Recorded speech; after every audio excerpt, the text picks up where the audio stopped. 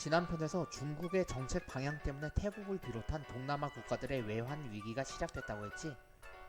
이 시기 한국 대통령이던 사람은 김영삼이야. 문민정부가 들어선 거지.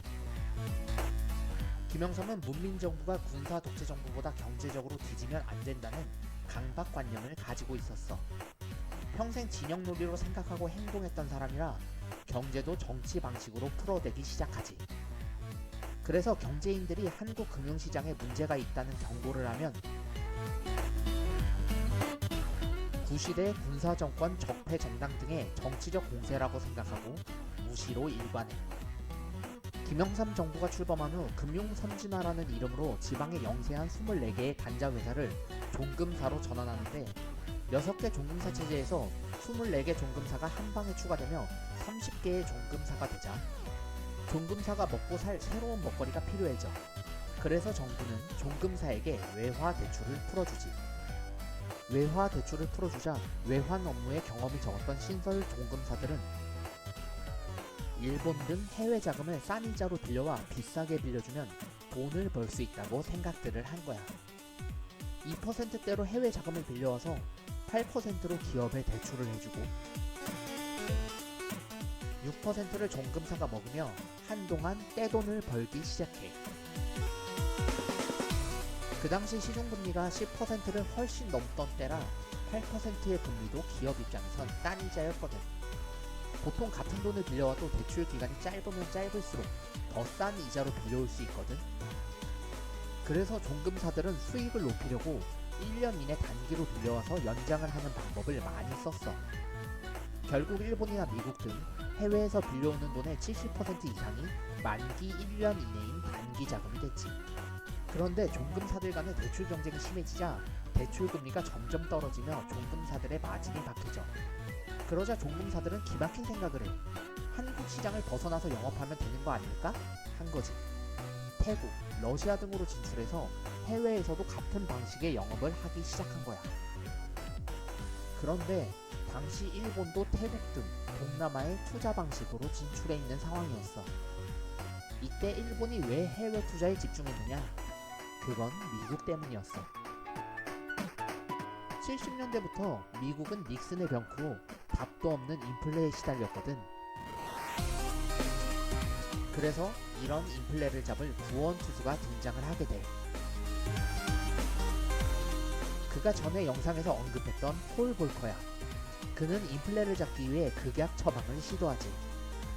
그는 금리를 화끈하게 올리기 시작해. 당연히 미국 경기는 박살이 났지. 폴 볼커에 대한 자세한 내용은 전 영상을 참고하자. 미국이 환율을 올리며 반사효과를 제일 많이 얻었던 일본을 미국은 그냥 놔두지 않았어.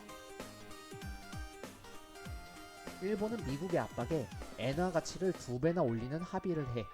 그게 플라자 합의야. 쉽게 말하면 일본 수출품의 가격이 2배로 올랐다는 거야. 플라자 합의 다음 해인 86년에 일본은 마이너스 성장을 하게 되지. 수출로는 답이 안 나오자 일본은 내수를 살리거나 해외 투자로 성장을 지속하려고 해. 그래서 일본은 동남아의 해외 투자를 시작했고 해가 갈수록 투자를 확대해 나가지. 이런 상황에서 중국의 환율 조작으로 동남아 국가들 수출이 폭망해 경상수지 적자가 시작되고 경상수지 적자에 놀란 해외 자금들이 앞다투어 동남아를 빠져나가기 시작했고 수출이 안되고 외화가 부족한 동남아 기업들이 파산하기 시작한 거지. 그러면서 일본 4대 증권사인 야마이치 증권, 탁쇼쿠 은행 등 동남아 투자가 많은 일본 금융기관들이 파산하게 돼. 일본 금융기관들이 맛이 가기 시작하자 일본 금융감독국에서는 자본을 늘리게 규제가 들어갔는데 일본 금융감독국은 은행의 자본 비율을 높이라고 지시를 한 거야.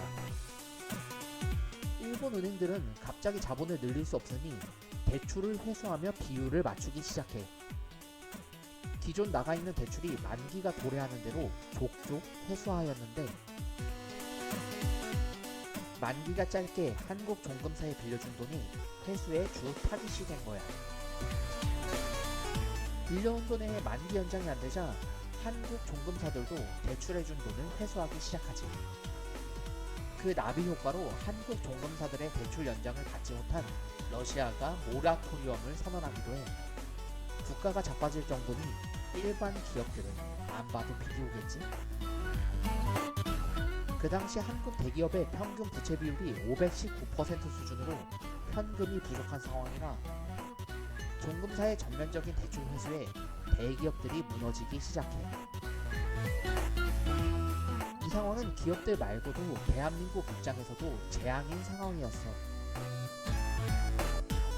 한국에 투자 중인 해외 자금이 상환받은 자금을 달러로 바꿔 빠져나가자 달러가 마르기 시작한 거야. 한국은 태국과 마찬가지로 고정 환율제를 고수했고 환율을 방어하던 정부는 결국 쥐쥐를 치게 돼. 이로 인해 생긴 사건이 IMF 외환위기라고 불리는 한국 국가부도의 날이야. 외환위기에는 물론 내부 문제들도 많이 있었지만 이런 대외의 상황이 훨씬 더 컸다는 거지. 어떻게 보면 작은 나라의 서름 같기도 해. 재미있었다면 구독과 좋아요 부탁해.